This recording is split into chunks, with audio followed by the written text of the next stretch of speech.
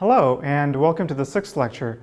By now you've seen a lot of the basics of Bitcoin, how the system works, how mining works, and how to use Bitcoin as a currency. Now let's get to what has been one of the most controversial aspects of Bitcoin, which is the anonymity properties of Bitcoin. And in fact, there's a lot about Bitcoin and anonymity that you'll hear different opinions on. Is Bitcoin anonymous, first of all? Are anonymous cryptocurrencies even a good thing? Is it good for people who have a stake in Bitcoin? Is it good for society? And what of the various proposals that have been made to improve Bitcoin's anonymity? How well do those work? Which of those should we adopt? And so on. So in this lecture, what we're going to do is help cut through all of that confusion. And we're going to discuss where things are, what are the options, and where things seem to be going. So let's start like this. Let's start with a basic understanding of what we even mean when we say anonymity in Bitcoin, and some of the overall concepts like how does anonymity tie into privacy? Is that a good thing or a bad thing? Can we only have the good aspects of anonymity without the bad? A variety of questions like that. And then we'll see a variety of proposals, some already existing and some that may be implemented someday, for improving Bitcoin's anonymity or creating different anonymous cryptocurrencies altogether. And what's interesting about them is that they offer a variety of increasing levels of cryptographic sophistication as we go down this list, and we'll learn to see what the trade-offs are and analyze the anonymity properties, how deployable these are, and so on. All right, let's get started. If you look online, you'll see there are a number of people in groups saying that Bitcoin is anonymous. There's no shortage of opinions on this. Let me just pull out one quote in particular. This is the WikiLeaks donation page. It says, in plain and simple terms, Bitcoin is a secure and anonymous currency. Is that actually true? Well, you'll also find a variety of opinions to the contrary. Again, I'm just pulling out one example. This is the Wired UK saying, Bitcoin won't hide you from the NSA's prying eyes. So how can we resolve this confusion? Let's look at what the word anonymous means. At quite a literal level, anonymous means without a name. And so what does that mean exactly? Well, there's two ways to interpret it. We know that in Bitcoin, addresses are public keys. You don't need to put in your real name in order to interact with the system. Or public key hashes instead of real identities. But we can interpret this property of being without a name in two different ways. We can interpret it as interacting without your real name, or we can interpret it as interacting without any name at all. Now, if you interpret it as interacting without your real name, then certainly Bitcoin is anonymous in that sense. But we do have these public key hashes that act as some sort of pseudo-identities. And so when computer scientists look at this situation, they don't use the term anonymous to describe this. They call this pseudonymity. And there's a very clear difference between the two, and it's an important one, and we'll see why in a second. You might wonder, yeah, even though you're using a pseudonym, which is your public key hash, you can create any number of them. You can have as many pseudonyms as you want. Does that make it anonymous?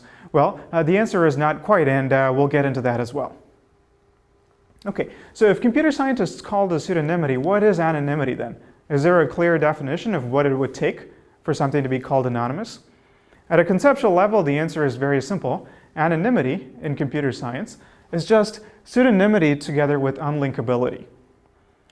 So what is this property called unlinkability? At an intuitive level, we'll get into better definitions in a little bit, but at an intuitive level, what unlinkability means is that as a user interacts with a system repeatedly, these different interactions should not be able to be tied to each other from the point of view of some adversary. So you have to be talking about a specific adversary for this to even make sense. Now, this distinction here between full anonymity and mere pseudonymity is something that you might be familiar with from a variety of other contexts. And one good way that I like to explain this is to look at online forums.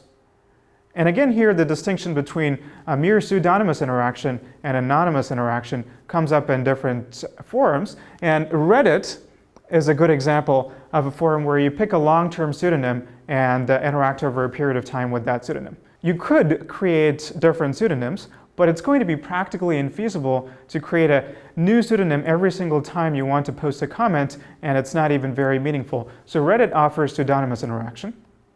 The opposite of that Fully anonymous interaction, where you can make posts with no attribution at all, is the model that you typically have in 4chan. And there's a similar difference in Bitcoin as well, and Bitcoin is in the pseudonymous model more than the anonymous model. Okay, but let's talk about why this difference is important in Bitcoin. Why is mere pseudonymity not sufficient if you want privacy? After all, if you have pseudonymity, it seems like even if somebody can create a pseudonymous profile of all of your interactions on the system, they can't tie it back to your real identity. Well, here's the answer to that. It turns out that if you have this pseudonymous profile, it's pretty fragile. It's very easy for it to get linked back to your real identity at some point.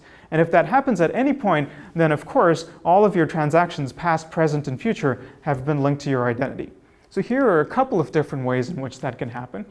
One is that a variety of Bitcoin businesses, online wallet services, exchanges, and others, even vendors in a lot of cases, are going to want your real-life identity in order to let you transact with them. Consider this analogy. You go to a coffee shop, you pay for your coffee with Bitcoins, and of course, if you're there in the store, then the person who's giving you your coffee sort of knows who you are, even if they don't actually ask for your real name. And so your physical identity does get tied to one of your Bitcoin transactions. And if that Bitcoin transaction then gets tied to all of your Bitcoin transactions, then that is a complete violation of anonymity. So this notion of a pseudonymous profile is very fragile. It could easily get compromised in a variety of ways. And also, even if such a direct linkage doesn't happen, these linked profiles can be de-anonymized due to side channels. What do I mean by side channels? Well, here's something that I find intriguing that might seem like a tall claim, but in fact such things have been known to happen. Maybe somebody looks at a profile of your pseudonymous Bitcoin transactions and finds that you interact at certain times of day, and they're able to correlate the times of day when you're active online with the times of day when your Twitter account is posting tweets, and so they're able to find a connection between your Twitter identity and your transactions on Bitcoin. Similar attacks have been known to happen, so this is why this notion of a pseudonymous profile is considered quite fragile, and for real anonymity, we want the stronger notion of unlinkability. So let's try to define it in a little bit more concrete sense, what unlinkability means in the context of Bitcoin. And we can do that in a variety of different ways. One is that it should be hard to link together different addresses of the same user. Another is that it should be hard to link together different transactions made by the same user. Both of these seem intuitive. Look at this one though. It should be hard to link the sender of a payment to its recipient. This one might sound a little confusing at first, because if you interpret a payment as a Bitcoin transaction, then of course that transaction has inputs and outputs. And these inputs and outputs are inevitably going to be in the blockchain publicly and linked together. And so you might think that this is impossible to achieve. But if we interpret this notion of payment in a different way, not as a single direct Bitcoin transaction, but perhaps an indirect sort of payment that goes through a circuitous route of transactions, then one might imagine that the ultimate sender and the ultimate recipient of that payment might not immediately be linkable looking at the Bitcoin blockchain. So these are all somewhat more concrete, but still at an intuitive level, varieties of unlinkability that one might want to shoot for. But if you look at this last definition, it might still be not entirely convincing.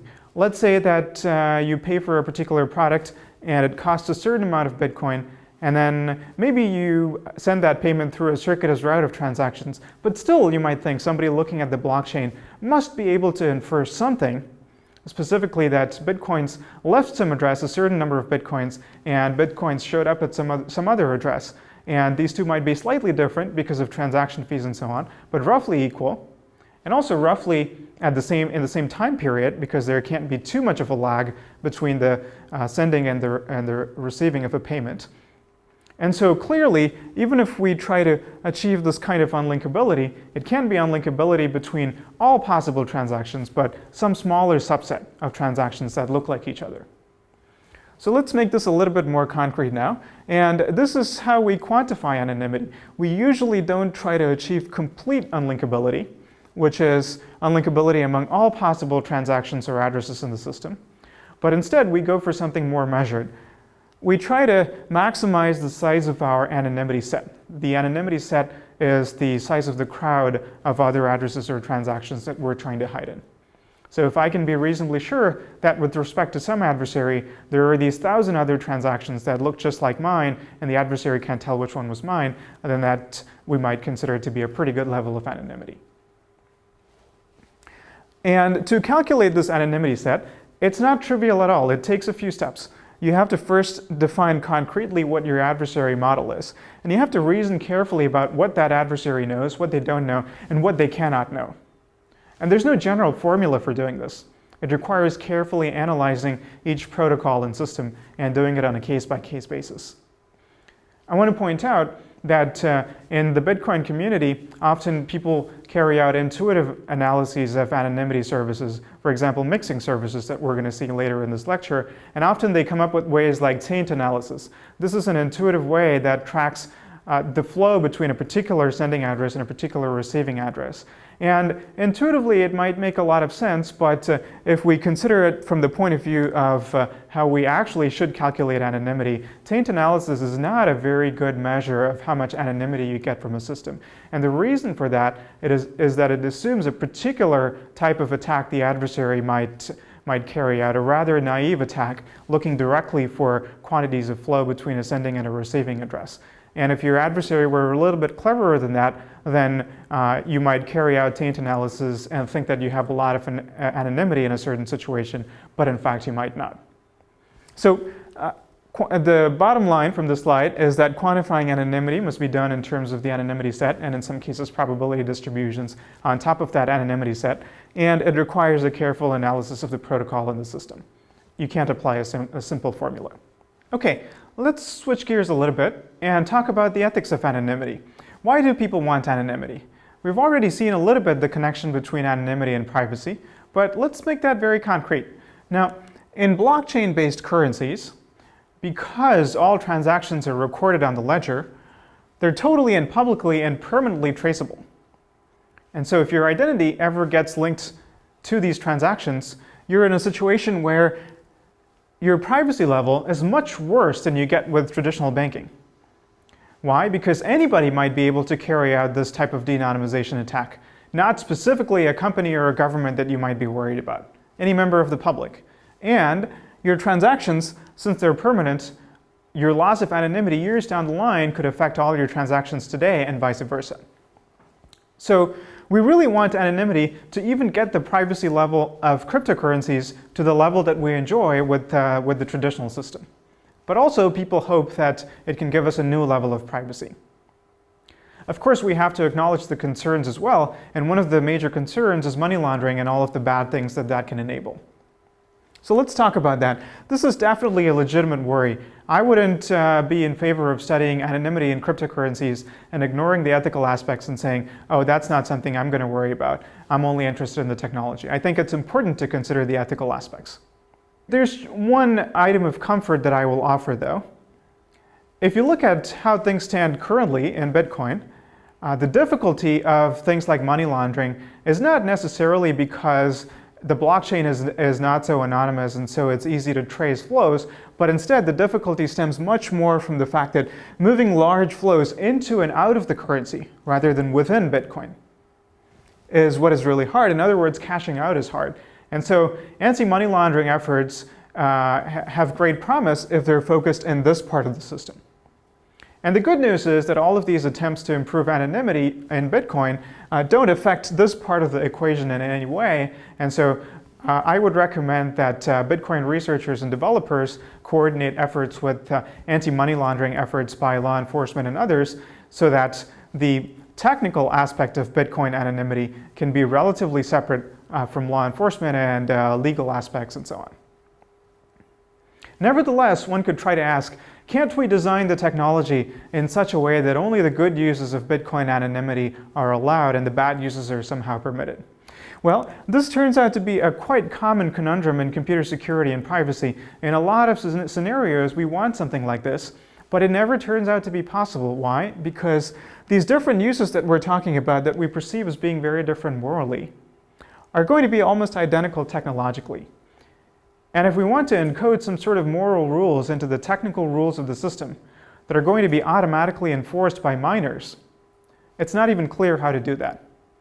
And so hence my recommendation of separating out the technical anonymity properties of the system with the legal principles that we put on top of it in terms of how people use that currency. It's not a completely satisfactory solution, but it's perhaps the best way we have of trading off the good with the bad. I do want to point out that this is far from the first time that we're considering this dilemma. It's come up in the context of Tor, an anonymous communication network. And anonymous communication enables bad actions at least as much as anonymous moving of funds does. And so Tor has really had to grapple with this problem. In a very simple and single picture, Tor is a communication network that routes messages between a sender and a receiver through a network of nodes. But further, through some clever encryption, ensures that as long as at least some of the nodes in that network are honest, then the adversary is not going to be able to link the sender to the receiver. So that's what Tor does, and you can see how it can enable a lot of bad activities. Let's look at some activities, good and bad, that do happen on the Tor network. It's used, first of all, by normal people who want to protect themselves from being tracked online by marketers or various other privacy properties online when they're browsing websites. It's used by journalists and activists and dissidents and so on, and so that's clearly an important use case. It's also used by law enforcement, because if they wanted to do an electronic sting operation, then you want to be able to visit websites without revealing that your IP address is coming from a law enforcement block. So clearly a lot of activities that we might approve of, but it's also used by botnets, for example, for spreading malware between nodes in the network. And unfortunately, there is also child pornography in the network. So distinguishing between these uses at a technical level is essentially impossible. And so Tor has grappled with this issue, and as a society, we have grappled with it.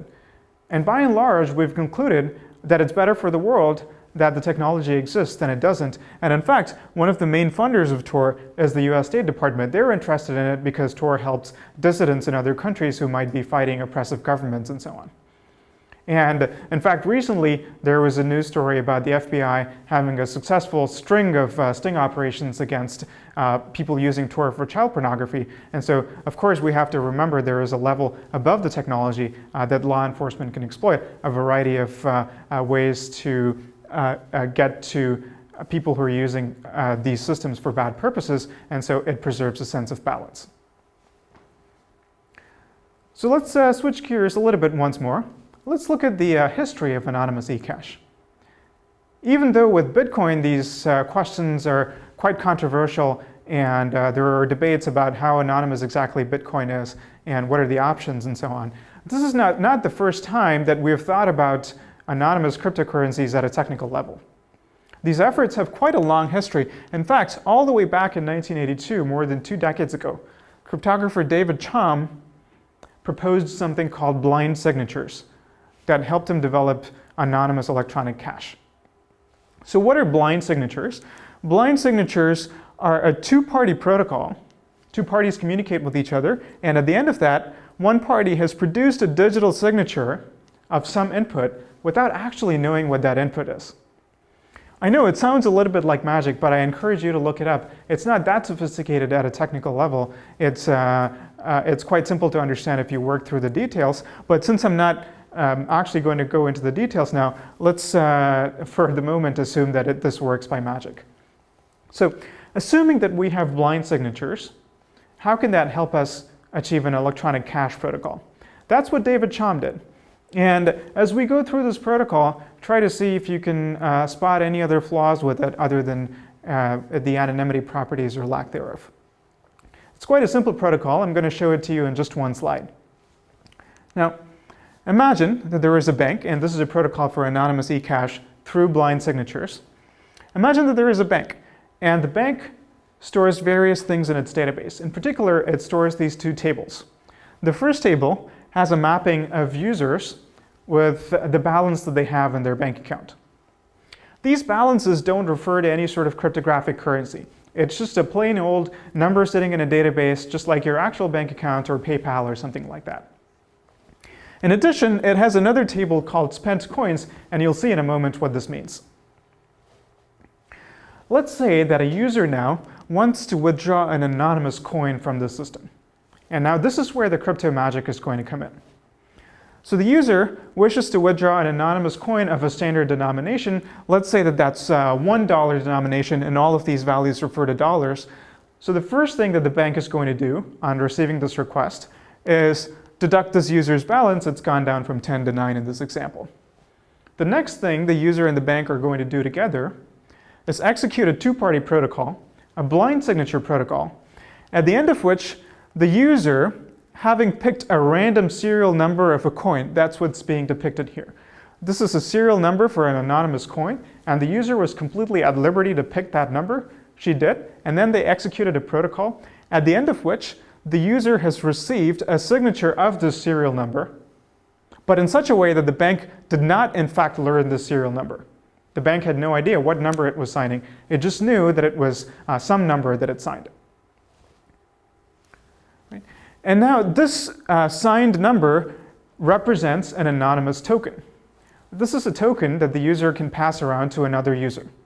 So let's say that she wants to make a payment to another user. What she'll do is send to that user not only the signed token, but also the plain text value of the token of the serial number. And what the receiving user will do immediately is the following. She will immediately contact the bank and try to deposit this anonymous coin. Because without actually trying to deposit it, this red user here cannot be sure that this blue user is not trying to double spend. The blue user could be sending that same anonymous coin to 100 different users. How can they know that they're not being tricked into accepting a double spent coin? The way they're sure is when the red user receives the coin, they have to immediately contact the bank to verify if it's valid or not. And only if the coin turns out to be valid will the red user proceed to complete the rest of whatever transaction she was having with the blue user. So the bank now receives the message to deposit the coin, and note that it now gets finally the plain text serial number as well as its own signature. The bank looks at the signature, verifies that it's a valid signature, and here's the key thing. It also verifies that the serial number that it received is not on the list of spent coins. That's how it knows that this is not a double spend attempt. This is the legitimate first spend of a coin that the bank signed before. So it's a legitimate anonymous token. And since the bank didn't see the serial number the first time around, the bank does not know which user initially withdrew this anonymous coin. And that's the key anonymity property. In the period of time between the blue user withdrawing this coin and then perhaps much later sending it to the red user who immediately deposits the coin, many other pairs of users might have deposited and withdrawn coins, and the bank has no way to tell them apart. So coming back to this part of the protocol, the bank verifies that this is a new serial number that it's seeing for the first time. It puts that serial number into its list of spent coins so that it cannot be spent anymore, and adds $1 or whatever the denomination is to Red's account, and then sends back a message saying this is okay. And now the red user has verified that they received a legitimate anonymous coin from the blue user and can now proceed to complete the transaction. Right? So this is the entirety of a very simple anonymous electronic cash scheme, and the key property here is that the bank cannot link the two users. So I asked you to think about whether this has any drawbacks other than anonymity. And of course, the glaring thing that you probably noticed is that all of this depends upon trusting this bank. I mean, look at this part of the system. This is simply the bank keeping numbers in its database of who owns how much money. Right? So this seems to be a trust model that's very, very different from the model that Bitcoin operates under. So a lot of the traditional cryptography research on anonymous eCash was in this model where you were willing to trust a bank for many things, including keeping your money, but you were not willing to trust a bank with anonymity. You wanted to be sure that the bank didn't know who was interacting with whom. Okay, it's an interesting model, it's a valid model, and many such schemes were developed under this model. But in retrospect, it seems to have been that the decentralization problem was a much more important one to solve than the anonymity problem in order for anonymous electronic cash to become successful. People were willing to accept a decentralized eCash system with only sort of pseudonymity properties and not real anonymity, and then get to work on maybe improving the anonymity, instead of starting from a fully provably anonymous electronic cash system that relied on a single central authority. But more generally, anonymization and decentralization, as we'll see repeatedly in this lecture, are in conflict with each other. There are at least a couple of reasons for this. One is that, as we saw in the last slide, often for anonymity, you might want to rely on certain interactive protocols with a bank in order to do some blinding, which we saw in blind signatures. That's where you get anonymity from. But how are you going to do that without a central bank to carry out that protocol with? It's not clear. But even if you got rid of this blinding and were willing to accept just pseudonymity instead of true anonymity, you still have the problem that in order to decentralize and still get security properties like resistance to double spending, often the way to go is to record and trace everything in a public ledger, as Bitcoin does. And so you might even further compromise your anonymity and privacy properties. So these are two big challenges to overcome. And as we'll see much later in this lecture, ZeroCoin and ZeroCash are cryptographic, anonymous, decentralized electronic cash schemes that have some similarities to the blind signature-based protocol that I showed you earlier, but some of the giant challenges that they have to tackle involve these two limitations.